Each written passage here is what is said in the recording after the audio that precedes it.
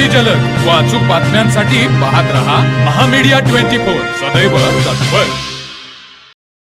मौजे वडगाव तालुका हातकणंगले येथील ग्रामपंचायतीच्या कारभाराबाबत काही ग्रामस्थांनी केलेले आरोप बिनबुडाचे व खोटे असल्याचा दावा ग्रामपंचायतीच्या पदाधिकाऱ्यांनी पत्रकार परिषदेत केला। फिल्टर हाऊसवरील सौर ऊर्जा प्रकल्प बंद असल्याचे तसेच ग्रामपंचायतीने शौचालय बांधले नसतानाही त्याचे बिल अदा केल्याचे आरोप काही ग्रामस्थांकडून करण्यात आले होते।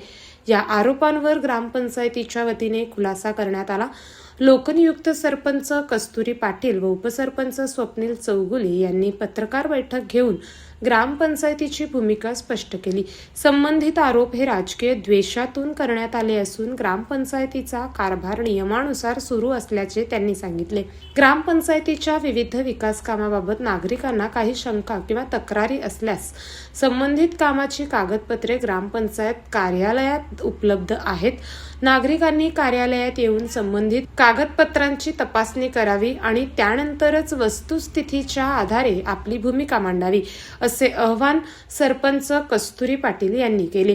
गावातील विकास कामामध्ये पारदर्शकता ठेवण्याचा ग्रामपंचायतीचा प्रयत्न असून नागरिकांना कोणत्याही अफवा किंवा आरोपांवर विश्वास न ठेवता अधिकृत कागदपत्रांच्या आधारे माहिती द्यावी, असेही पदाधिकाऱ्यांनी स्पष्ट केले।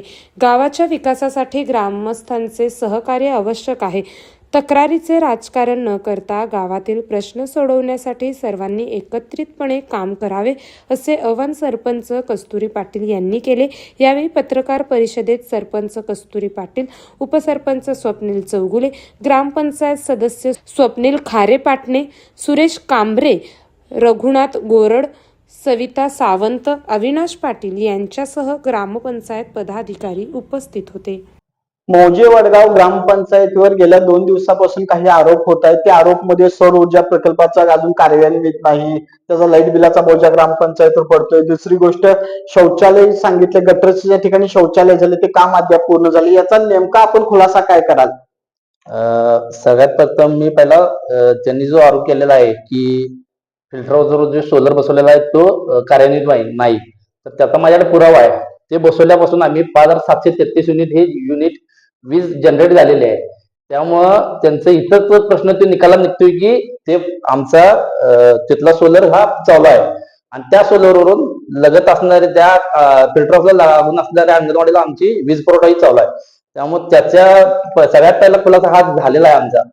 आणि त्यांना जर काही कागदपत्र बघायचे असेल त्याने ग्रामपंचायतीमध्ये येऊन ते बघावीत आणि त्यांनी जी मागणी केलेली आहे चौकशी समितीची, त्या चौकशी समितीला माझ्याकडून आमच्या ग्रामपंचायतीकडून सर्व सहकार्य होईल आणि त्यात सगळा खुलासा त्यांना मिळेल। काय अडचण? शौचालयाचा मुद्दा त्यांनी उपस्थित केलाय, त्यावर आपलं काय मत आहे?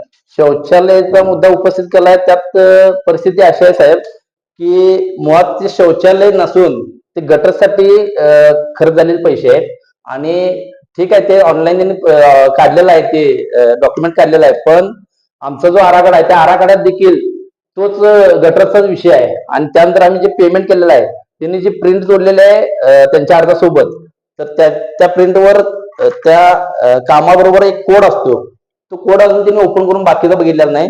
ठीक आहे, कन्स्ट्रक्शन ऑफ टॉयलेट झाले, पण ते कन्स्ट्रक्शन गटरच पाहिजे होतं किंवा तो कोड ओपन करून बघितला असतं त्यात डिटेल्स आले असतात, तर त्याचे डिटेल्स असे आहेत, हे बघा ते डिटेल्स असे आहेत, हे गटरसाठी लागले आहेत। तुकाराम घोगरे घर ते बापू चौले घर गटर बांधण्याचं काम त्या ह्याच्यात झालेलं आहे आणि पेमेंट अदा केलेलं आहे त्यात पण तेच आहे, त्या कोड समोर ती सगळी डिटेल्स आहेत। त्यामुळं त्यांनी जो आरोप केलेला आहे ते आरोप सगळे खोटे आहेत। गावाची दिशाभूल करून गावातल्या जनतेला गावाच्या जनतेची दिशाभूल करून गावात वेगळं वातावरण निर्माण करत आहेत विरोधक। त्याबद्दल त्यांना माझी विनंती आहे की आपण विकासाचं राजकारण करू, असलं बदनामी राजकारण थांबवावं, अशी मी त्यांना विनंती करतो। नमस्कार, आज आपल्या समवेत आहेत मौजे वडगावच्या सरपंच कस्तुरी अविनाश पाटील। नमस्ते। गेल्या 2 दिवसापासून सोशल मीडिया असेल, प्रिंट मीडिया असेल, यावरती आपल्या ग्रामपंचायतीवर सौर ऊर्जा प्रकल्प आणि शौचालय बांधकामासाठी जे आरोप केले जात आहेत त्याचं नेमकं प्रत्युत्तर काय असेल? विरोधकांनी सरपंच, उपसरपंच व ग्रामविकास अधिकारी व सर्व सदस्यांवरची जी तक्रार केली आहे सोलर व शौचालयाच्या बाबतीत, आता सध्या परिस्थितीत सोलर युनिट चालू आहे, त्यांचं लाईट बिल आपल्याकडे आहे, ते आम्ही आता पुरावा म्हणून सिद्ध करू शकतो. कोणालाही त्याची माहिती हवी असेल तर ते आता ग्रामपंचायत मध्ये येऊन ती माहिती घेऊ शकतात. तसेच शौचालय बांधणे हे काम आमच्या आराखड्यामध्येच नाहीये, त्यामुळे आम्ही तिथं शौचालय बांधलेलं नाहीये. परत तिथं आरसीसी गटरचं काम झालेलं आहे, ती गटर आता सध्या परिस्थितीत मध्ये तिथं आहे. आणि हे असे चुकीचे आरोप करून आमची बदनामी करण्याचं किंवा राजकीय दृष्ट्या ते बदनामी करण्याचं त्यांचं काहीतरी असेल तर ते त्यासाठी जिल्हा परिषदेने जे वरिष्ठ अधिकारी नेमलेले आहेत त्यांच्याकडून जी चौकशी अहवाल होईल त्या बाबतीत आम्हाला न्याय मिळेलच. पण तरी सुद्धा न्याय मिळाला तरी सुद्धा ह्याचे कायदेशीर उत्तर आम्ही त्यांना देऊ. नेमके मौजे वडगाव ग्रामस्थांना आपण काय संदेश द्याल?